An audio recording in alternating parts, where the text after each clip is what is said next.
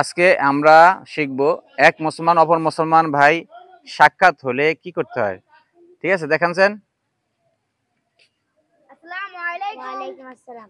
ইয়াগফিরুল্লাহু লানা ওয়া লাকুম। ইয়াগফিরুল্লাহু লানা ওয়া লাকুম। এর অর্থ হলো আল্লাহ ক্ষমা করবেন আমার আপনার গুনাহসমূহ। ঠিক আছে, হ্যাঁ, মানে আমাদের মুসাফা করলে সগীরা গুনাহ আল্লাহ মাফ করে দেন। এক মুসলমান অপর মুসলমান যখন সাক্ষাৎ হয় মুসাফা করে তোকে কি গুনাহ মাফ করে দেন?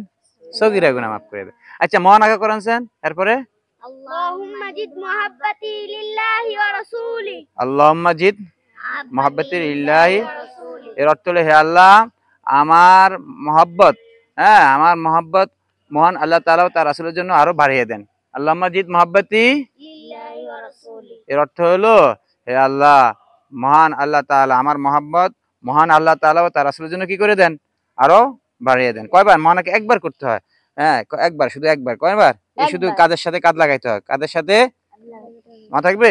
আমরা এভাবে তো ইনশাআল্লাহ সুন্নত তরিকা আমল করব তো ইনশাআল্লাহ। আল্লাহ তাআলা আমাদেরকে আমল করার তৌফিক দান করেন, বলেন আমিন। ঠিক আছে।